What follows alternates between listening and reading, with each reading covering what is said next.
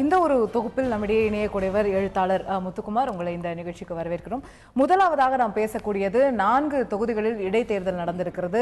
3 தொகுதிகள் தமிழகத்திலும், 1 தொகுதி புதுச்சேரியிலும். இந்த தொகுதிகளில் நடைபெற்ற இடைத்தேர்தல்களுடைய முடிவுகள் அனைத்திலுமே நிச்சயமாக ஆளுங்கட்சி வெற்றி பெற்றிருக்கிறது. இது தொடர்ந்து பல அரசியல் விமர்சகர்கள் கருத்து தெரிவித்தது போல, எதிர்பார்ப்பு இருந்தது போல ஆளுங்கட்சியே வென்றிருக்கிறது.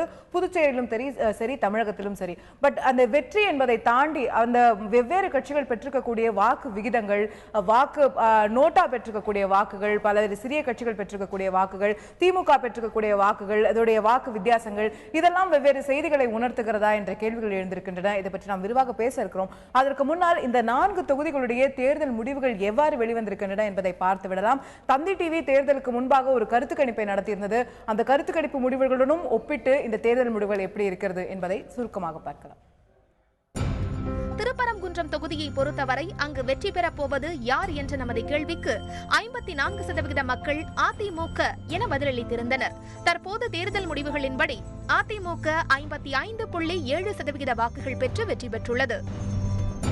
தஞ்சாவூர் தொகுதியில் உங்கள் ஓட்டு யாருக்கு என்ற நமது கேள்விக்கு 51% மக்கள் அதிமுக என பதிலளித்திருந்தனர். தேர்தல் முடிவுகளில் அதிமுக இந்த தொகுதியில் 54.6% வாக்குகளை பெற்றுள்ளது.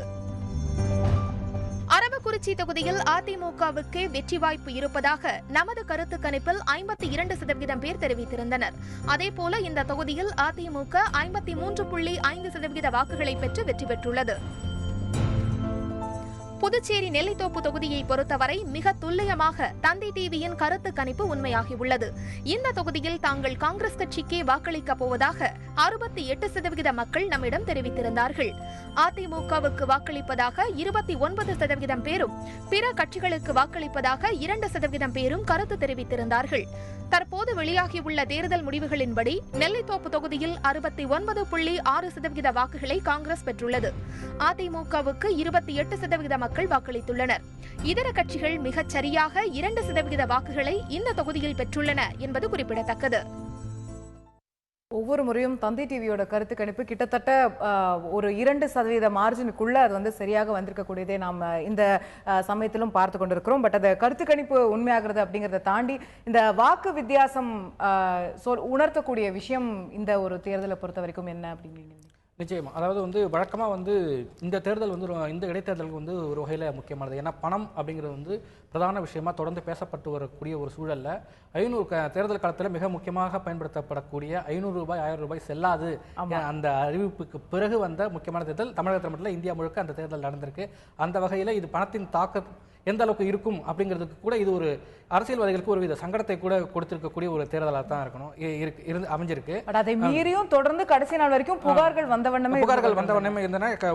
ஒரு கட்டத்தில் அந்த 500 ரூபாய் 1000 ஒரு டோக்கனா பயன்படுத்தி இந்த பணத்தை கொடுத்து அப்புறம் வாங்கிக்கலாம் அப்படிங்கிற அளவுக்கு கூட இந்த 500 ரூபாய் 1000 ரூபாய் அரசாங்கம் அறிவித்த பணம் டோக்கனாக கூட வாக்காளர்கள் கையில் சென்றிருக்கிறதுங்கிறது நம்ம நேரடியாக தெரிய வர்றோம். இது ரொம்பவும் அவமானகரமான ஒரு விஷயம்தான்.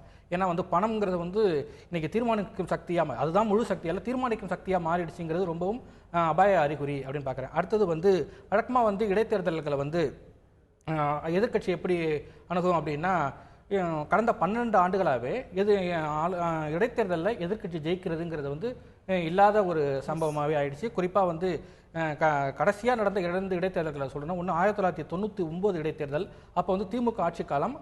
அப்பொழுது நடந்த இடைத்தேர்தலில் நத்தம் விஸ்வநாதன், அப்பொழுது வெறும் விஸ்வநாதன், அதன் பிறகு அவர் நத்தம் தொகுதி இடைத்தேர்தலில் போட்டியிட்டு வென்று நத்தம் விஸ்வநாதன் இன்றைக்கு அவர் அரசியலில் பெரிய இடத்துக்கு போயிட்டவர். அவர் அந்த 1999 அதன் பிறகு 2004 மங்களூர் தொகுதி. அது ரொம்ப முக்கியமான, அதுதான் கடைசியா எதிர்கட்சி வெற்றி பெற்ற தொகுதி. பார்லிமெண்ட் எலெக்ஷனோட சேர்ந்து வரும்போது அந்த நடந்தது. இப்போ சமீபத்தில் பண்டூட்டி ராமச்சந்திரன் அவர்கள் ரிசைன் பண்ண பிறகு எப்படி நடந்ததோ ஆலந்தூர்ல அதே போன்ற ஒரு முடிவு அன்னைக்கு வந்தது. ஆனா அன்னைக்கு எதிர்கட்சி ஜெயிச்சிருக்கிறது ரொம்ப முக்கியமான விஷயம். ஆனா அதனால அந்த இடைத்தேர்தல் என்றாலே ஆளுங்கட்சி தான் வெற்றி பெறும் அப்படிங்கிற ஒரு போக்கு தான் தொடர்ந்து இருந்தது. ஆனா இந்த தேர்தலின் போது மட்டும் அந்த ஆரம்ப கட்டத்தில் அரசியல் விமர்சகர்கள் மத்தியிலும் அந்த ஆய்வாளர்கள் மத்தியிலும் அந்த மாதிரியான கருத்து இல்லை. காரணம் என்ன அப்படின்னா, கடந்த சட்டமன்ற தேர்தலில் அதிமுகவுக்கும் திமுகவுக்குமான வாக்கு வித்தியாசம் 1.1 அப்படிங்கிறது வந்து நெக் டு நெக் இருந்ததுனால ஒருவேளை வந்து அந்த 12 ஆண்டுகளுக்கு முன்னாடி நடந்த அந்த நிகழ்வு மீண்டும் ஒரு முறை நடப்பதற்கான வாய்ப்புகள் இருக்கிறதோ அப்படிங்கிற ஒரு சந்தேகம் இருந்தது. குறிப்பாக தமிழக முதல்வர், இன்னும் சொல்லப்போனால் இந்த இடைத்தேர்தலில் வந்து இருவரும் தலைவர்கள் நேரடியாக பிரச்சார களத்துக்கு போகாத தேர்தல். ரெண்டு பேருமே வந்து அறிக்கையை தான் கொடுத்தாங்க. ரெண்டு பேருமே உடல்நிலை சரியில்லாத ஒரு கட்ட சூழல். ஸ்டாலினை தவிர வேறு எந்த பெரிய தலைவர்களும் நேரடியாக களத்துக்கு போய் பிரச்சாரம் செய்யாத வகையில் பார்க்குறப்போ இந்த எதிர்க்கட்சி வந்து ஆளுங்கட்சி வெற்றி பெறுங்கிறது ரொம்ப இயல்பான விஷயம் தான். ஆனால் அந்த வாக்கு சதவீதம் வந்து வழக்கமாக வந்து 25% எதிர்க்கட்சி சுருங்கிடும். இந்த முறை வந்து ஆவரேஜாக 35 அப்படிங்கிறது வந்து ரொம்ப முக்கியமான ஒரு மாற்றமாக நான் பார்க்குறேன். ஸோ இது வந்து தேர்தலுக்கு முன்னாடியே இருந்த ஒரு எதிர்பார்ப்பு என்னவா இருந்ததுன்னா, ஆளுங்கட்சியோட வெற்றி இருந்தாலுமே கூட அவங்களுக்கு ரொம்ப ஒரு சிரமப்படக்கூடிய வெற்றி தான் கிடைக்கும். குறிப்பா தஞ்சாவூர் வந்து ரொம்ப நெக் டு நெக்கான காம்படிஷன் பேசப்பட்டது. ரொம்ப குறுகிய வாக்கு வித்தியாசத்துல தான் ஜெயிப்பாங்க அப்படிங்கறத எதிர்பார்க்கப்பட்டது. ஆனா தஞ்சாவூர் முடிவு தான் முதல்ல வந்தது. தஞ்சாவூர்ல தான் ஹையஸ்ட் மார்ஜின்ல 25,000 ஓட்டுக்கு மேல ஜெயிக்கிறாங்க. அப்படின்னு சொல்லும்போது அந்த எதிர்பார்ப்புகள், ஒரு கடுமையான போட்டியை எதிர்க்கட்சிகள் கொடுக்கலையா, இல்ல மக்கள் வந்து தெளிவா இதுல ஆளுங்கட்சி எம்எல்ஏ வந்தாதான் நமக்கு சில நன்மைகள் கிடைக்கும் அப்படிங்கிற மாதிரியான ஒரு தாட் ப்ராசஸ்லயும் நிச்சயமா ஆளுங்கட்சிக்கு இந்த இடத்துல வந்து 3 விதமான சாதகமான அம்சங்கள் இருக்கு ஆளுங்கட்சி இடைத்தேர்தலை சந்திப்பதற்கு.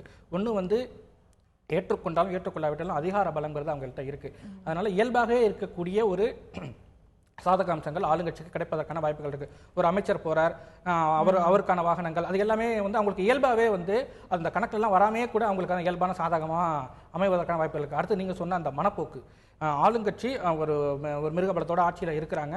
அந்த கட்சி இடைத்தேர்தல் வர்றப்போ அந்த கட்சியினுடைய உறுப்பினர் வெற்றி பெற்று வந்தால் நம்ம தொகுதிக்கு இன்னும் நிறைய நல்லது நடக்கும் அப்படின்ற ஒரு முதலமைச்சரே நம்ம தொகுதி முதலமைச்சர் வந்து இன்னுமே ஒரு ஆளுங்கட்சிக்கான சாதக அம்சம்ங்கிறது வந்து இது ரொம்பவும் முக்கியமான விஷயம். இன்னொன்று வந்து இந்தியா முழுக்கவே இந்த ஆளுங்கட்சி தான் தேர்தலில் ஜெயிக்கும் அப்படிங்கிறதுக்கான உதாரணங்கள் வந்து வர ஆரம்பிச்சிச்சு. பொதுவாக தமிழகத்தில் மட்டும்தான் அப்படின்னு சொல்லுவாங்க. இன்னைக்கு இந்தியா முழுக்க நடந்த தேர்தல்களில் 100% ஆளுங்கட்சியை வெற்றி. மத்திய பிரதேசத்தில் இடைத்தேர்தல் நடந்திருக்கு, அசாம்ல நடந்திருக்கு, அருணாச்சல பிரதேசம் நடந்திருக்கு, மேற்கு வங்காளத்தில் நடந்திருக்கு. எல்லாமே பார்த்தீங்கன்னா 4 மக்களவை தொகுதிகளுக்கும் 10 சட்டமன்ற தொகுதிகளுக்கும் நடந்திருக்கு.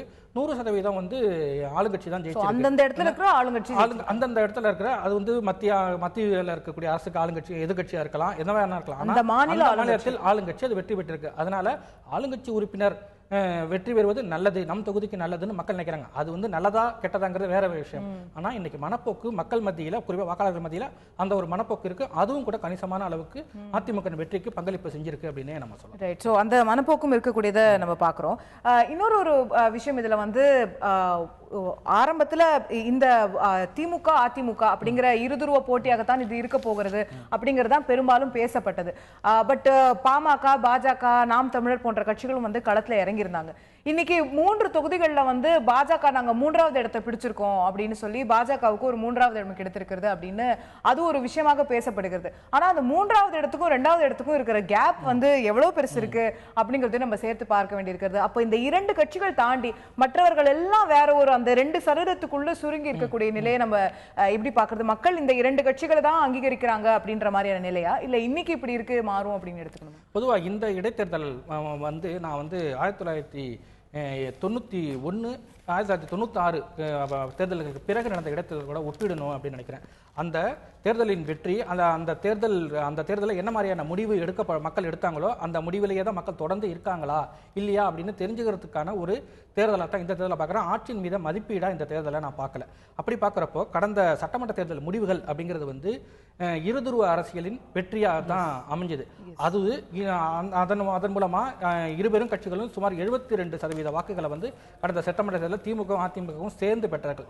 இந்த முறை கிட்டத்தட்ட 92%க்கு மேல 2 கட்சிகளும் பெற்றிருக்காங்க. அதனால இருதுருவ அரசியல் மேலும் மேலும் வலுப்பெற்றிருக்கு அப்படிங்கிறத இந்த தேர்தலினுடைய முடிவா பார்க்கிறேன். அடுத்தது வந்து மாற்று. கடந்த சட்டமன்ற தேர்தலில் 4 அணிகள் திமுகவும் வேண்டாம் அதிமுகவும் வேண்டாம்ங்கிற ஒரு பிரச்சாரத்தை மிக தீவிரமாக முன்னெடுத்தாங்க. அதே பிரச்சாரத்தை இந்த தடவையும் அவங்க முன்னெடுக்கிறாங்க. ஆனா முக்கியமா மக்கள் நல கூட்டணி இந்த முறை வந்து போட்டியிடல. அதுக்கு மேல அந்த கூட்டணியினுடன் தொகுதி உடன்பாடு செய்து கொண்ட தேமுதிக மட்டும் போட்டிட்டு இருக்கு. மற்றபடி பாமக, பாஜக எல்லாம் போட்டிருக்காங்க. இதுல பாஜகவினுடைய பங்களிப்பு குறிப்பாக திருப்பரங்குன்றத்துல சொல்லணும். ஏன்னா திருப்பரங்குன்றம் தான் மெய்யான இடைத்தேர்தல். அதுதான் வந்து சட்டமன்ற தேர்தலுக்கு பிறகு அந்த உறுப்பினர் மறைந்ததால் மற்ற நிறுத்தி வைக்கப்பட்ட, தள்ளி வைக்கப்பட்ட, ஒத்தி வைக்கப்பட்ட ஏதோ ஒரு கோர்ட்ல சொல்லிக்கலாம். ஆனா இதுதான் மெய்யான இடைத்தேர்தல். அந்த தேர்தலில் பாஜக பெற்ற, குறிப்பாக திருப்பரங்குன்றத்தில் பாஜக பெற்றிருக்கிற வாக்குகள் ரொம்ப 7,000 வாக்குகள் அப்படிங்கிறத விட அது எந்த நேரத்தில் பெற்ற 7,000 ரொம்ப முக்கியம். ஏன்னா கடந்த சட்டமன்ற தேர்தலில் இருவரும் கட்சிகளுக்கு போட்டியா நின்று ஒரு 7,000 வாக்குகளை அவங்க வாங்கினாங்க. இந்த இடைத்தேர்தல், பொது தேர்தலுக்கும் இடைத்தேர்தலுக்கும் மிகப்பெரிய வேறுபாடு உண்டு. ஏன்னா ஒரு தொகுதியில கவனத்தை குவித்து ஒட்டுமொத்த பிரச்சாரத்தையும் செய்யக்கூடிய ஒரு சூழல்ல, ஆளுங்கட்சியாக அதிமுக இருக்கக்கூடிய சூழல்ல மிருகபலத்துடன் கூடிய எதிர்கட்சி இருக்கும்போது அதே 7,000 திரும்பவும் பாஜக பெற்றிருக்குங்கிறது ரொம்பவும் முக்கியமான விஷயமா பாக்குறேன். திமுகவுக்கும் அதிமுகவும் கிட்டத்தட்ட 2,85,000 3 லட்சம் வாக்கு அந்த மொத்த தொகுதியில, அதுல 7,000ங்கிறது ஒரு பெரிய நம்பரா நம்ம எடுத்துக்கணுமா? டெபாசிட் வாங்கல, எல்லா தொகுதியிலும் டெபாசிட் எழுந்திருக்காங்க. ஆனா இது பாஜகவின் கோணத்திலிருந்து பார்க்கும்போது அவங்களுடைய பங்களிப்பு முக்கியமானது. வழக்கமா 7,000 ஓட்டு பொது தேர்தலில் வாங்குறவங்க இந்த இடைத்தேர்தலில் 2,500-3,000 ஓட்டு தான் வாங்குவாங்கிறது பொதுவான எதிர்பார்ப்பு. ஆனா அந்த 7,000 கிட்டத்தட்ட இந்த முறையில் தக்க வச்சிருக்காங்கிறது அந்த கட்சிக்கு ஒரு பூஸ்ட். அதாவது நாங்க தான் மாற்றுன்னு அப்படின்னு அது வந்து அவங்க தான் மாற்றா அப்படிங்கிறது கேள்விக்குறி. ஏன்னா வந்து 2வது இடத்துக்கும் 3வது இடத்துக்குமான வித்தியாசம் கிட்டத்தட்ட 34-35% வருது. அப்படி பார்க்கறப்ப இது வந்து ரொம்பவும் அதாவது ஸ்லாகிக்க எதுவும் இல்லை. ஆனால் பாஜகவில் இருந்து பாஜக தொண்டர்களுக்கு உத்வேகம் அளிக்கும் கோணத்திலிருந்து பார்த்தால் இது ரொம்பவும் முக்கியமான விஷயம். குறிப்பா திருப்பரங்குன்றத்தில் அவங்க பெற்ற 7,000 வாக்குகள் அப்படிங்கிறது. சோ இது வந்து பாஜக தொண்டர்களுடைய பார்வையில நிச்சயமா அவர்களுக்கு வந்து ஒரு உத்வேகத்தை அளிக்கக்கூடிய விஷயமாக இந்த 3வது இடத்தை பெற்றிருக்கிறது அப்படிங்கிறது இருக்கும் அப்படிங்கிற கருத்து முன்வைக்கப்படுகிறது. இடைத்தேர்தல் முடிவுகள் 3 தொகுதிகளில் தமிழகத்திலும், ஒரு தொகுதி புதுச்சேரியிலும் முடிவுகள் வெளியாகி இருக்கின்றன. இந்த முடிவுகளில் திமுகவும் அதிமுகவும் முதல் 2 இடங்களை பிடித்திருக்கக்கூடியதை நாம் பார்க்கிறோம். அதுல புதுச்சேரியில அப்கோர்ஸ் காங்கிரஸ் ஜெயித்திருக்கக்கூடியதையும் நாம் பார்க்கிறோம். பட் அதை தாண்டி மற்ற கட்சிகளுக்கு இது என்ன ஒரு செய்தியை சொல்லி இருக்கிறது அப்படின்னும் போது, நீங்க பாஜக பத்தி குறிப்பிட்டு இருந்தோம் கடந்த செக்மெண்ட்ல, திருப்பரங்குன்றத்துல ஒரு கணிசமான பர்ஃபார்மன்ஸ் வந்து அவங்க கொடுத்திருக்காங்க. தேமுதிகவுக்கு இந்த தேர்தல் மக்கள் என்ன சொல்லியிருக்காங்க அப்படிங்கறத பார்க்க வேண்டியிருக்கிறது. கடந்த சட்டமன்ற தேர்தலும் போதே வந்து பாஜகவுடன் கூட்டணி பேச்சுவார்த்தை இருக்கும்போது பாஜக பெரிய கட்சியா தேமுதிக பெரிய கட்சியாங்கிற ஒரு விஷயம் அவங்களுக்குள்ள இருந்துட்டு இருந்துச்சு. இப்போ பாஜகவினர் நாங்க தான் பெரிய கட்சி அப்படின்னு சொல்லிக்கக்கூடிய அளவுக்கு இந்த தேர்தல் முடிவுகள் தேமுதிகவை 4வது இடத்துக்கு தள்ளியிருக்கோம் அப்படின்ற ஒரு விஷயம் பார்க்கப்பட இருக்கிறது. சோ தமிழகத்துல 3வது பெரிய சக்தி அப்படின்னு இந்த இடைத்தேர்தலுக்கு முன்னாடி வரைக்கும் விஜயகாந்த் அவர்களை குறிப்பிட்டு ஊடகங்களும் அரசியல் விமர்சகர்களும் குறிப்பிட்டுக் கொண்டிருந்தார்கள். இனிமே அவர் அது இல்லையோ அப்படிங்கிற சந்தேகத்தை எழுப்ப வேண்டுமா, இல்ல இது ஒரு இடைத்தேர்தல் மட்டுமேன்னு இதை கணக்கில் எடுத்துக்கூடாது? இல்ல, வெறும் இடைத்தேர்தல் மட்டுமே இல்லை, கடந்த சட்டமன்ற தேர்தல் முடிவுகளும் கூட அவருக்கான இடம் எவ்வளவு அப்படிங்கறத வந்து ஓரளவுக்கு தெளிவுபடுத்திருக்கு. அது வந்து மக்கள் நல கூட்டணியோட சேர்ந்து இருந்த நிலை. அதன் பிறகு மக்கள் நல கூட்டணியும் வேண்டாம் அப்படிங்கிற ஒரு சூழல்ல என்னுடைய பலத்தை நான் தனியாகவே போட்டியிட்டு நிரூபித்துக் கொள்கிறேன் அப்படின்னு சொன்ன பிறகு நடந்த தேர்தல் இது இடைத்தேர்தல். அதுவும் குறிப்பா திருப்பரங்குன்றம் அப்படிங்கறதெல்லாம் வந்து அவருக்கு ஓரளவுக்கு செல்வாக்குள்ள பகுதி தான். அதனால இந்த தேர்தல் அவர் பெற்ற வாக்குகள்ங்கிறது வந்து அவர் கட்சிக்கு மிக மிக முக்கியமான செய்தி. அவர் எங்கே இருக்கிறார் அப்படிங்கிறத வந்து அவருக்கே சொல்லி கொடுத்திருக்கக்கூடிய ஒரு தேர்தலாக தான் பார்க்குறேன். அந்த ஆனால் மாற்று அப்படின்னு திமுக அதிமுகவுக்கு மாற்றுன்னு சொல்லி மக்கள் நல கூட்டணி குறிப்பாக இந்த 4 கட்சிகளும் தேர்தலில் போட்டியிடாம ஒதுங்கி இருக்கக்கூடிய ஒரு சூழல்ல இவர் போட்டியிட்டு இருக்காரு இல்லையா, அது ரொம்ப முக்கியமான விஷயம். ஆனா அது வந்து என்ன மாதிரியான செய்திகளை சொல்லி இவர் மக்கள் நல கூட்டணியில் இருக்கக்கூடிய கட்சிகளோட ஆதரவை பெற்று இல்ல அவர்களோட ஆதரவை கேட்டு இல்ல அவர்களோட இணைந்து இந்த களத்துல செயல்பட்டிருந்தா அவரோட பர்ஃபார்மன்ஸ் இன்னுமே கொஞ்சம் பெட்டரா இருந்திருக்கலாம், இன்னும் கொஞ்சம் பெட்டரா இருந்திருக்குமே தவிர இது வந்து ஒரு மிகப்பெரிய ஒரு டிராஸ்டிக் சேஞ்ச், பெரிய மாற்றத்தை எல்லாம் ஏற்படுத்தியிருக்கும்னு நான் நினைக்கல. அவர் வந்து மக்கள் நல கூட்டணியினுடைய ஆதரவை கேட்டு பெறாமல் இருந்ததுங்கிறது வந்து தேமுதிக தொடர்ந்து அந்த பின்பற்றி வரக்கூடிய அந்த ஈகோ இஷ்யூவை தான் நான் முக்கியமான விஷயமா சொல்றேன். ஏன்னா கடந்த சட்டமன்ற தேர்தலுக்கு முன்னாடி ஒரு பிரபல ஆங்கில நாளிதழுக்கு வந்து பேட்டி கொடுத்தாரு. அதுதான் வந்து மக்கள் நல கூட்டணி விஜயகாந்தின் கொண்டாடுவதற்கு அது இந்த பேட்டி முக்கியமான காரணம். அவங்க எல்லாம் என்ன சொல்லியிருந்தாங்கன்னா, விஜயகாந்த் என்ன சொல்லியிருந்தாரு அப்படின்னா, பொட்டன்ஷியல் அலைஸ் வேணும்னு விரும்பக்கூடிய பெரிய கட்சிகள் எங்களிடம் இறங்கி வர வேண்டும் அப்படிங்கிற ஒரு கோரிக்கை வந்து அந்த இடத்துல அந்த பேட்டியில் அவர் சொல்லியிருந்தார். அதை வந்து மக்கள் நல கூட்டணியினர் பேட்டிகளில் தங்களுடைய விவாதங்கள் அந்த மட்டும் தவிர்த்துட்டு தான் தொடர்ந்து பேசினாங்க. ஆனால் அவர் பயன்படுத்தின வார்த்தை வந்து இறங்கி வரணும், பெரிய கட்சிகள் இறங்கி வரணும் அப்படின்னு சொல்லி. ஆனால் திமுக வந்து அதை போய் இறங்கி போறதுங்கிறது வந்து நேரடியாக அவங்க அலுவலகத்துக்கு வந்து ஸ்டாலினை கேட்கணும்னு அவங்க எதிர்பார்த்தாங்க. அது நடக்கலை. அதன் பிறகு பிரேமலதா விஜயகாந்த் வந்து தேர்தலுக்கு பிறகு தேர்தல் பிரச்சாரம் நடந்துட்டு இருக்கும்போது என்ன சொன்னாங்கன்னா, நாளைக்கு வந்து எந்த கட்சிக்கும் அறுதி பெரும்பான்மை கிடைக்காம போகக்கூடிய ஒரு சூழல்ல ஸ்டாலின் எங்களை நாடி வர வேண்டிய ஒரு சூழல் ஏற்படும் எச்சரிக்கை அப்படின்ற ஒரு வார்த்தையை அவங்க வந்து பயன்படுத்தினாங்க. அடுத்தது இப்பொழுது வந்து பிரேமலதா சொல்லும்போது நாங்க போய் யாருக்கிட்டையும் ஆதரவு, இத்தனைக்கும் இந்த 3 முக்கியமான கட்சிகள், மக்கள் நல கூட்டணியில் இருக்கக்கூடிய 3 முக்கியமான கட்சிகள் தேமுதிக ஆதரவு கோரினால் அதை கொடுப்பது கொடுப்போம் அப்படின்னு கூட அவங்க சொன்ன பிறகு நாங்களாலாம் போய் கேட்க முடியாது, வேணும்னா அவங்க கொடுக்கட்டும் அப்படிங்கிற சொன்னாங்க. அந்த தொடர்ந்து அவங்க பின்பற்றி வரக்கூடிய ஈகோ இஷ்யூ, அதாவது ஒருவரை வந்து குறைத்து மதிப்பிடுறது வேற, தன்னை அதிகமாக மதிப்பிடுறதுங்கிறது வேற. இவங்க ரெண்டுமே செஞ்சாங்க. மக்கள் நல கூட்டணியும் குறைத்து மதிப்பிட்டு தன்னை மிக அதிகமாக மதிப்பிட்டதனுடைய விளைவு இந்த தேர்தலில் அவங்க யார் அப்படிங்கிறத நிரூபிச்சிருக்கு.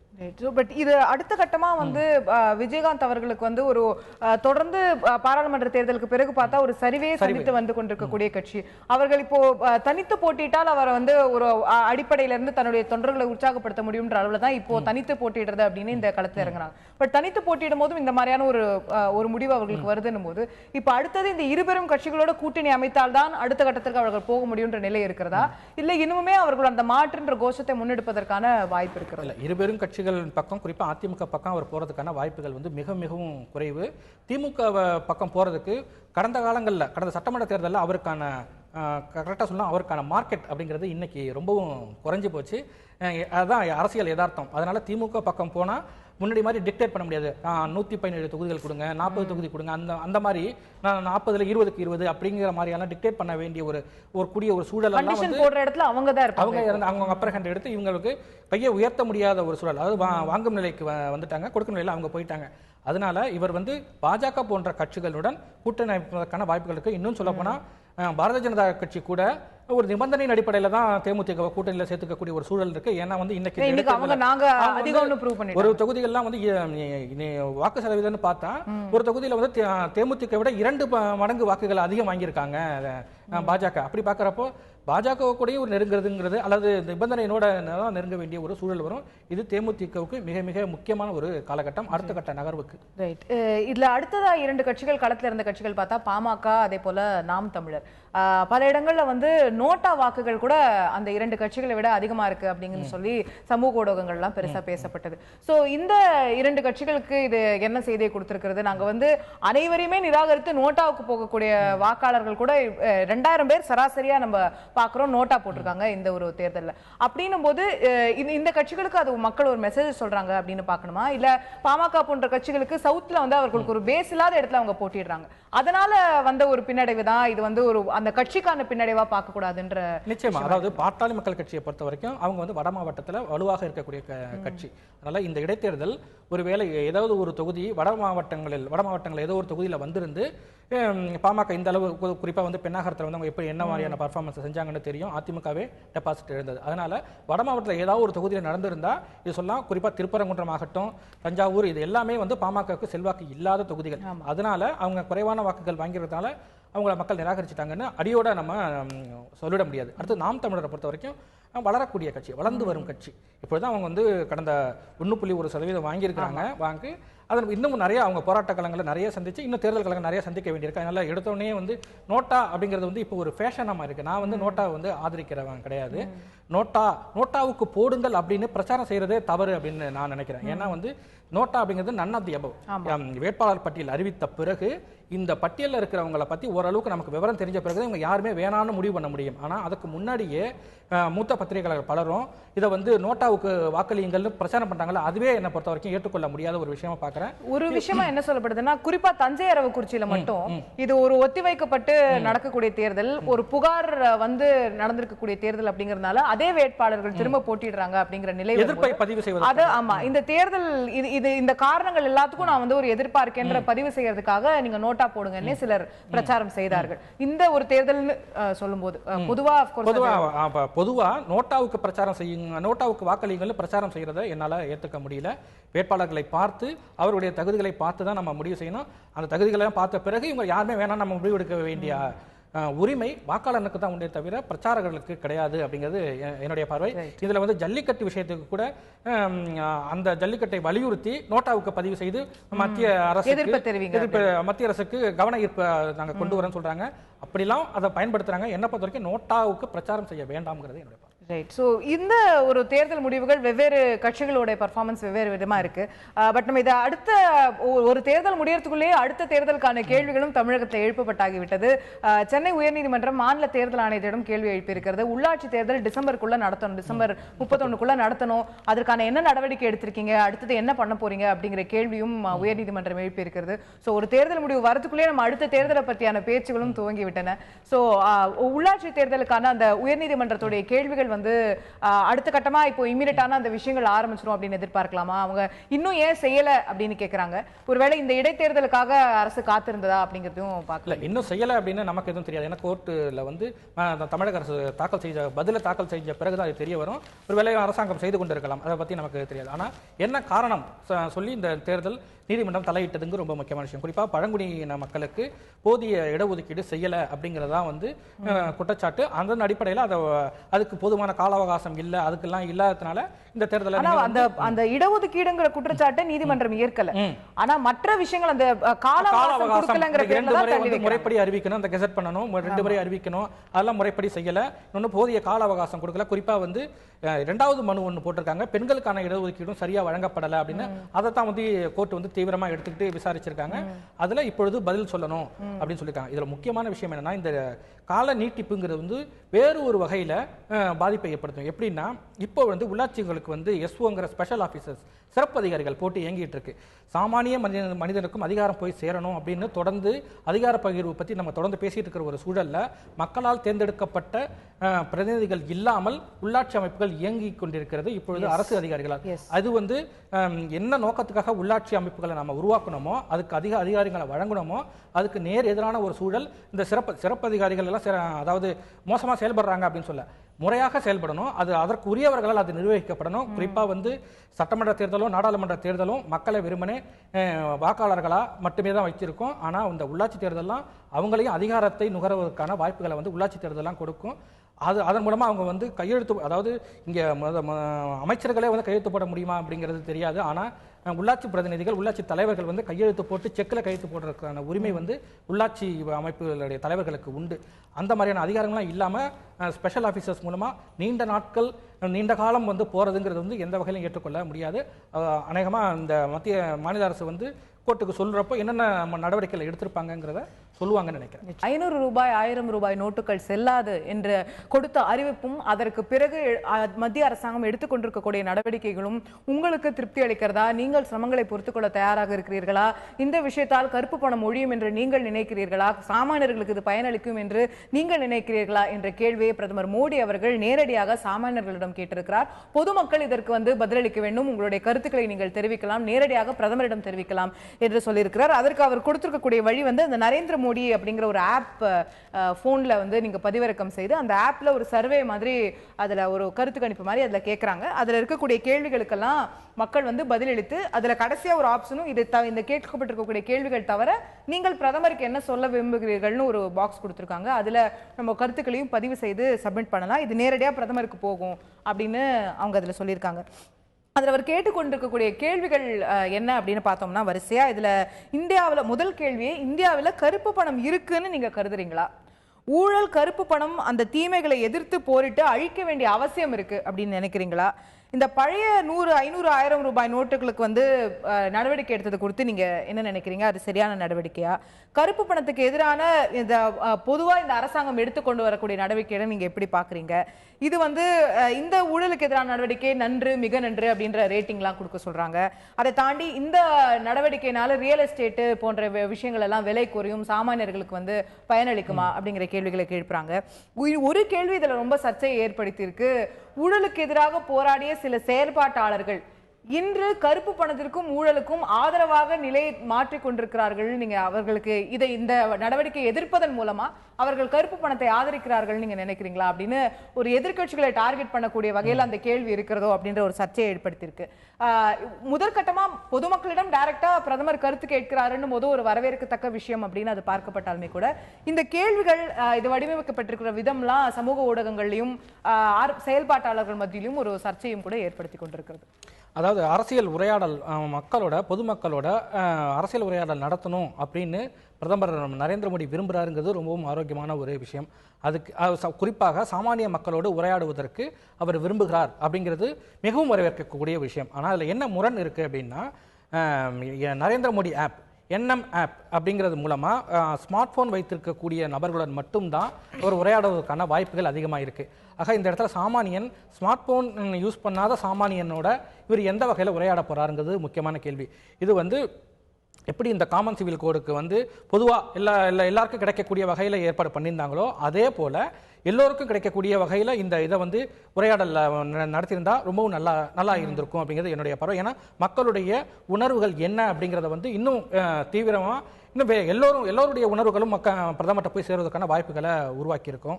அது செய்யப்படலை அப்படிங்கிறது குறிப்பாக மை கவ் அப்படிங்கிறதெல்லாம் இருக்கும்போது நரேந்திர மோடி அந்த ஒரு திரும்பவும் தனி மனித ஆளுமையை நோக்கியே இந்த கேள்விகள் வைக்கப்படுவது அப்படிங்கிறது எந்த வகையிலும் ஏற்றுக்கொள்ள முடியாது. ஏன்னா அந்த ஒரு விமர்சனம் கூட வைக்கப்படுது. மை கவர்மெண்ட்னு அவர் வந்தோடனே ஓபன் பண்ணி மக்கள் கருத்துக்களை தெரிவிக்கலாம்னு ஒரு வெப்சைட்டே அதுக்கு வச்சிருந்தாங்க. அது அரசாங்கத்துடைய வெப்சைட். அதன் மூலமா செய்யாம இது நரேந்திர மோடி பர்சனல் இது செய்யறாரு. இன்னொன்னு இது ரொம்ப முக்கியமான அறிவிப்பு. இந்த கருப்பு பணத்துக்கு எதிரான யுத்தத்துல 100 ரூபாய் 500 ரூபாய் 1000 ரூபாய் நோட்டுகள் செல்லாது அப்படிங்கிற அறிவிப்பை பிரதமர் நரேந்திர மோடியை நேரடியா மக்கள் மத்தியில் அறிவிச்சார். ஆனா அது தொடர்பான கேள்விகளை நாடாளுமன்றத்தில் பதில் சொல்றதுக்கு அதே பிரதமர் நரேந்திர மோடி அறிவிச்சாரோ அவர் பதில் சொல்றதுக்கு தயங்குறாரு. அதுக்கு அவர் பிரதமர் நரேந்திர மோடி பதில் சொல்ல வேண்டிய அவசியம் இல்லைன்னு மூத்த அமைச்சர்கள் எல்லாருமே சொல்றாங்க. இது முரண். ஏன்னா நாடாளுமன்றத்துக்குள்ள நுழையும் போது நாடாளுமன்றத்தை கோவிலாக நினைத்து விழுந்து வணங்கி உள்ளே வந்தவர் ஏன் நாடாளுமன்றத்தில் மக்கள் தன்னுடைய கருத்துக்களை என்ன விதமான விமர்சனமாக இருந்தாலும் எதுவாக இருந்தாலும் அதை எதிர்கொள்ள ஏன் பிரதமர் மோடி தயங்குகிறாருங்கிறது முக்கியமான கேள்வியாக நான் பார்க்குறேன். அடுத்தது இந்த நோட்டுகள் செல்லாத இந்த கருப்பு பணத்துக்கு எதிரான யுத்தத்தின் மூலமாக கிடைக்கக்கூடிய பணம் அப்படிங்கிறது இந்த கல்விக்கு, மாணவர்களுடைய சேவை அல்லது இந்த விவசாயிகள் எல்லோருக்கும் நலன் படைக்கக்கூடிய வகையில் அமையும் அப்படின்னு அவங்க சொல்லியிருக்காரு.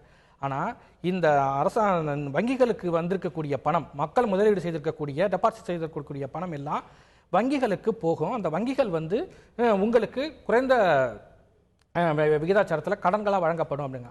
அந்த உங்களுக்குங்கிறது யார் அப்படிங்கிறது ரொம்ப முக்கியமான கேள்வி. ஏன்னா கடன் வாங்குறதுங்கிறது இன்னைக்கு குதிரை கொம்பா மாறிக்கிட்ட ஒரு சூழல்ல கொலாட்ரல், அந்த அசையும் சொத்து, அசைய சொத்து, பல்வேறு விஷயங்கள்லாம் இருக்கிறப்போ கடன் வாங்குறதுக்கே சில தகுதிகள் தேவைப்படுது. இது யாருக்கெல்லாம் இருக்கு அப்படின்னு பார்க்குறப்போ எல்லோரும் சொல்லக்கூடிய இந்த குற்றச்சாட்டு பெரும் முதலாளிகளுக்கு இது கடனாக போயிடும், இப்போ வரா கடன் அதை தள்ளுபடி பண்ணுறது, இந்த மாதிரியான விஷயங்கள்லாம் நடக்கும் அப்படின்னு மக்கள் சந்தேகப்படக்கூடிய சூழலில் இந்த மக்கள் டெபாசிட் செய்திருக்கக்கூடிய பணம் நேரடியாக மக்களுக்கே போய் சேருவதற்கான நடவடிக்கைகள், அதாவது கடன்களை எளிமைப்படுத்துதல் அப்படிங்கிற ஒரு நடவடிக்கையை அரசு எடுக்குமா அப்படிங்கிறது தெரிஞ்சுக்க வேண்டிய விஷயம். இதையெல்லாம் மக்கள் எப்படி கேள்விகள் கேட்டிருக்காரோ, வீடு வாங்குறவனுக்கான ஹோம் லோனாவோ இல்ல ஒரு வண்டி வாகனம் வாங்கக்கூடியவருக்கான ஒரு வெஹிக்கிள் லோனா கூட அது போய் முடியலாம் இல்லையா? அது யாரிடம் போய் சேரும் நம்ம எப்படி சொல்ல முடியும்? அவங்க வங்கிகள் கடனுடைய வட்டி விகிதத்தை குறைக்கிறாங்க அப்படின்னாலே இன்னும் அதிக சாமானியர்கள் கடன் வாங்குறதுக்கான ஒரு வழிவகை தானே அதுவுமே. அதை அந்த என்ன மாதிரியான முன்னாடி அந்த உதாரணமா இப்போ திருமணத்துக்கு பணம் எவ்வளவு ரூபாய் எடுக்கணும் அப்படிங்கிறதுக்கு ஒரு பெரிய அளவுல சர்ச்சை நிபந்தனைகள்லாம் ரொம்ப கடினமா இருக்கு அப்படின்னு சொல்லியிருந்தாங்க. அதே போல இப்போ கடன் வாங்குறதுக்கு மிகப்பெரிய அளவு அதை தளர்த்திருக்காங்க. அதே போல இப்பொழுது கடன் வாங்குவதற்கான வாய்ப்புகள்லாம் அந்த நிபந்தனைகள்லாம் தளர்த்தப்படுமா அப்படிங்கிறத அரசாங்கத்தை அறிவிப்பு செய்யும் போது மக்களுக்கு இன்னமும் நம்பிக்கை ஏற்படும். அரசாங்கத்தின் எங்களுடைய நலனுக்காகத்தான் அரசாங்கம் செய்கிறதுங்கிற நம்பிக்கை இன்னும் கூடுதலாக ஏற்படும். அதற்கு பிரதமர் மோடி நேரடியாக எப்படி கேள்விகள் கேட்கிறாரோ அதே போல பதில்களையும் சொல்வது மக்களுக்கு ரொம்பவும் நல்லது. இது அடுத்த கட்டத்திற்கு இன்னுமே இப்போ முதல் நடவடிக்கையை தாண்டி அதோட ஃபாலோ அப்பா அடுத்தடுத்த கட்டங்கள்ல மக்களுக்கு பல விஷயங்களை எளிமைப்படுத்தணும் அப்படிங்கிற விஷயத்தை சொல்றீங்க. அதற்கு வரும்போதுதான் நேற்று சில அறிவிப்புகளும் கூட மத்திய அரசாங்கத்திலிருந்து வந்திருக்கிறது. நீங்கள் குறிப்பிட்டது போல அந்த திருமணத்திற்கு 2.5 லட்சம் ரூபாய் எடுக்கிறதுக்கு நிறைய கண்டிஷன்ஸ் இருந்தது. நீங்க யாருக்கு பணம் கொடுக்குறீங்களோ அவங்க கிட்ட வங்கி கணக்கு இல்லைன்னு அவங்களுக்கு டிக்ளரேஷன் கொடுக்கணும், அந்த மாதிரியான சில விஷயங்கள். இப்போ அதெல்லாம் தளர்த்திட்டாங்க, நீங்க டைரக்டா எடுத்துக்கலாம்னு சொல்லியிருக்காங்க.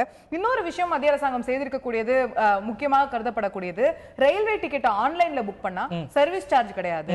நீங்க அதை இன்டர்நெட் மூலமா புக் பண்றவங்களுக்கு இல்ல இதுல எலக்ட்ரானிக்கா பணத்தை செலுத்துபவர்களுக்கு சர்வீஸ் சார்ஜ் கட் பண்றோம் அப்படின்ற மாதிரியான ஏற்கனவே வங்கிகளிடம் கோரிக்கை வச்சிருக்காங்க. நீங்க டெபிட் கார்டு டிரான்சாக்ஷனுக்கெல்லாம் அந்த எக்ஸ்ட்ரா சார்ஜ் ஒரு 1% போடுறாங்க, அதெல்லாம் நீங்க குறைக்கிறதுக்கு முயற்சி பண்ணுங்க அப்படின்னு சொல்லி. சோ இந்த மாதிரியான முயற்சிகள் எடுக்கும் போது அந்த பணமில்லா பரிமாற்றம் அப்படிங்கிற விஷயம் பேசப்படுகிறது இல்லையா, கேஷ்லெஸ் டிரான்சாக்ஷன், அதை ஊக்குவிக்கிறதுக்கான அடுத்த கட்ட முயற்சிகளை இப்போ முதற்கட்டமா இந்த கேஷ் அப்படிங்கிற விஷயத்தை கொஞ்சம் கிளீன் பண்றதுக்கான முயற்சி எடுத்தாச்சு.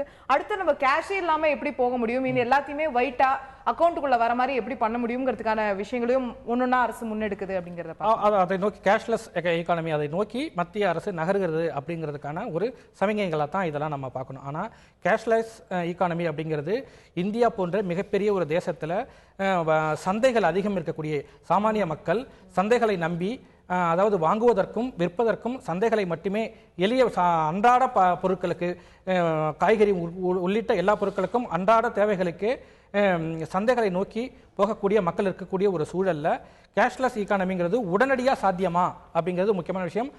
அப்படி ஒரு இயற்கையான மாற்றம் அப்படிங்கிறது அந்த தொழில்நுட்பத்துக்கு ஏற்று தன்னை தகவமைத்துக் கொள்வதை இயற்கையாக நடக்கும் தவிர ஒரு திணிப்பின் வழியாக ஒரு அதிரடி நடவடிக்கையின் மூலமாக நடப்பது எந்த வகையிலும் நேரடி பலனை தராது அப்படிங்கிறது என்னுடைய பார்வை. அது இயல்பாகவே நடக்கணும் அப்படிங்கிறது இப்படியான ஒரு பெரிய ஒரு அவங்க மேல ஒரு சுமையை சுமச்சிட்டு இது ஒரு திணிப்பு அப்படின்னு சொல்ல முடியுமாங்கிறது தெரியல. இப்போ இந்த 500,000 ரூபாய் நோட்டுகளை உடனே நீக்கினது ஒரு நெருக்கடி, ஒரு சிக்கல் அப்படிங்கிற அளவுல அதை நிச்சயமா பார்க்க முடியும். சாமானியர்கள் பட் அதையும் கொஞ்சம் கொஞ்சமா தளர்த்துறதுக்கு அடுத்தடுத்த கட்ட நடவடிக்கை அதெல்லாம் போயிட்டு இருக்காங்க. டிசம்பருக்குள்ள சரியாயிடும் அப்படின்னு சொல்றாங்க. அது ஒரு பக்கம். பட் இந்த கேஷ்லெஸ் திணிக்கிறாங்களா அப்படிங்கிறது ஒரு கேள்வி இல்லையா? இப்போ அவங்களுக்கு ஒரு இன்சென்டிவ் கொடுக்குறாங்க. நீங்க ரயில்வே கட்டணத்தை ஒரு ரயில் டிக்கெட் இதுல புக் பண்ணீங்கன்னா உங்களுக்கு 20 ரூபாய் கம்மியா இருக்கும் அப்படின்னு சொல்லும்போது மக்கள் அதை விரும்பக்கூடியவர்கள் ஆட்டோமேட்டிக்கா அதை நோக்கி நகருவாங்கன்றதுக்கான ஒரு உந்துதல் தானே. அந்த விரும்பக்கூடியவர்கள் நகர்வதில் அதை நோக்கி கேஷ்லெஸ் ஈகானமி நோக்கி நகர்வதில் பிரச்சனை இல்லை. ஆனால் விருப்பம் இருக்கிறது ஆனால் என்னால் முடியவில்லை அப்படின்னு வீட்டுக்கு வாசல்ல கூடையில தூக்கிட்டு காய்கறி விற்கிறாங்க இல்லையா, அவங்களுக்கு விருப்பம் இருக்கலாம் ஆனால் அவங்களால முடியாது. அதனால அவங்கள ஒரு நெருக்கடிக்கு உள்ளாக்காதீங்க. அவங்களை எம்பவர் பண்ணணும், அவங்களுக்கு சொல்லி தரலாம். அவங்கள அத ஒரு படிப்படியான மாற்றத்தின் மூலமா தான் வங்கி கணக்குன்னு எப்படி வந்துருச்சோ அதே மாதிரி எல்லாருக்கும் டெபிட் கார்டு இருக்கணும். அந்த படிப்படியான நகர்வு அப்படிங்கிறது முக்கியமே தவிர ஒரே இரவில் எல்லாம் சாத்தியம் அல்ல. அதனால அடுத்தடுத்த ஒவ்வொரு கட்டமாக நகரணும். குறிப்பா அவங்கள எந்த ஒரு விஷயத்தையும் சிரமப்படுத்தாம செய்யறது தான் அவங்கள அதை புரிஞ்சுக்கிட்டு அதற்கு அவங்க தான் அடாப்ட் பண்ணிக்கிறதுக்கான வாய்ப்புகள் உருவாகும். ஒரு பெரிய ஒரு பயத்தையோ ஒரு இந்த பேனிக்கையோ உருவாக்கிட்டா அதை வெறுத்து ஒதுக்குவதற்கான வாய்ப்புகள் தான் அதிகம். அதனால மெல்ல மெல்ல அவங்களுக்கு புரியக்கூடிய வகையில செய்யணுங்கிறது ரொம்ப படிப்படியா அந்த விஷயங்கள் போய் சேரணும் அப்படிங்கிறது. நம்ம இறுதியா அப்கோர்ஸ் இசை மேதை பாலமுரளி கிருஷ்ணா அவர்கள் நேற்று மறைந்திருக்கிறார் அப்படிங்கிற செய்தியுமே இன்று காலை நாளிதழ்களை பார்க்கக்கூடிய அனைவருக்கும் ஒரு நேற்று செய்திகளை கவனிக்காமல் இருந்திருந்தால் கூட இன்னைக்கு காலையில அது ஒரு அதிர்ச்சியும் வேதனையும் நிச்சயமா அளித்திருக்கக்கூடிய ஒரு விஷயம். சின்ன வயசுல இருந்தே அவர் ஒரு இசையில திளைத்தவர், ஒரு இசை மாமேதை அப்படின்னு சொன்னா அதுக்கு நிச்சயமா மாற்று கருத்து இருக்க முடியாது. தமிழக முதலமைச்சர் தொடங்கி அனைத்து அரசியல் கட்சி தலைவர்களும் அதே போல கலை உலகத்தைச் சேர்ந்த அனைத்து பெரியவர்களும் இன்னைக்கு அதுக்கு இரங்கல் தெரிவிச்சு இருக்கக்கூடியதை நம்ம பார்க்கிறோம். அவரை போன்ற மாமனிதர்கள் நிச்சயமா இசையால் வாழ்ந்து கொண்டே இருப்பார்கள் அப்படின்னு நம்ம சொன்னாலுமே கூட அவருடைய மறைவு அப்படிங்கிறது அந்த இசை உலகத்திற்கு ஒரு பெரிய லாஸ் அப்படின்னு கருதப்படுகிறது. நிச்சயமா, அதாவது இசை ஜாம்பவான் அவர் அந்த இசை உலகில் ஒரு ஏற்பட்டிருக்கக்கூடிய மிக மிக முக்கியமான ஒரு இழப்பா நான் பார்க்குறோம். எல்லாருமே அவர் இன்றைக்கு இருக்கக்கூடிய இசைக்கலைஞர்கள் பலரும் அவரால் ஈர்க்கப்பட்டு இசைத்துறைக்கு வந்தவர்கள் பல பேர் இருக்காங்க. நேற்று ஊடகங்களில் பேசினவங்களுக்கெல்லாம் கூட ரொம்பவும் உணர்ச்சி வசப்பட்டு மேடை அந்த மைக்கு முன்னாடி அழக்கூடிய காட்சிகளெல்லாம் நம்ம பார்த்தோம். ரொம்பவும் முக்கியமான கலைஞர். இந்தியாவினுடைய மிக மிக முக்கியமான விருதுகளாக கொடுக்கின்ற பத்ம விருதுகள் அப்படின்னு சொல்லுவோம். அந்த பத்ம விருதுகள் 3ஐயும் பெற்ற ஒரு முக்கியமான ஒரு இசைக்கலைஞர். சில வருடங்களுக்கு முன்னால் தமிழக முதலமைச்சர் ஜெயலலிதா அவருக்கு பாரத ரத்னா வழங்க வேண்டும் அப்படின்னு கூட ஒரு கோரிக்கை. அவர் பாரத ரத்னா அவருக்கு கிடைக்கல. இந்த பத்ம விருதுகள் 3 அவருக்கு கிடைச்சிருக்கு. இசைக்கலைஞர் அப்படிங்கிறத தாண்டி அவர் திரை நட்சத்திரமா கூட ஒரு பங்களிப்பு செஞ்சிருக்க. பக்த பிரகலாதால நாரதரா வந்தது எல்லாருக்குமே அதை தெரியும். பசங்க எல்லாருக்கும் தெரியும். பசங்க அப்படின்னு சொல்றது மூலமா பசங்க அப்படிங்கிற ஒரு படத்துல ஒரு முக்கியமான ஒரு அன்பாய அழகாகும் வீடு அப்படின்னு ஒரு பாட்டு சமகால தலைமுறைக்கு பாலமுரளி கிருஷ்ணா அந்த பாட்டின் மூலமாகவும் அவர் இன்றைய தலைமுறைக்கு அவர் அவங்க மனசுலையும் ஊடி இருக்காரு. மிக மிக முக்கியமான ஒரு மிகப்பெரிய கலைஞர். அவருடைய இழப்பு மிக மிக முக்கியமான ஒரு இழப்பா நான் பார்க்குறேன். குறிப்பா தமிழக முதலமைச்சர் ஜெயலலிதா பேர்ல அவர் ஒரு ராகத்தை ஜெய ஜெய லலிதே அப்படின்னு ஒரு ராகத்தை கண்டுபிடிச்சு சொன்னது முதலமைச்சரே தன்னுடைய அறிக்கையில சுட்டி காட்டியிருக்காங்க. நிச்சயமா ஒரு இசை உலகத்திற்கு கலை உலகத்திற்கு மிகப்பெரிய இழப்பு. இசை மேதை டாக்டர் பாலமுரளி கிருஷ்ணா அவருக்கான அஞ்சலிகளை செலுத்தி இந்த நிகழ்ச்சியை நாம் தற்போது நிறைவு செய்வோம். நிகழ்ச்சியில் கலந்து கொண்டு கருத்துக்களை தெரிவித்த திரு முத்துக்குமார் அவர்களுக்கு நன்றி. பார்த்த உங்களுக்கும் நன்றி நேயர்களே. தொடர்ந்து இணைந்திருங்கள் தந்தி தொலைக்காட்சி.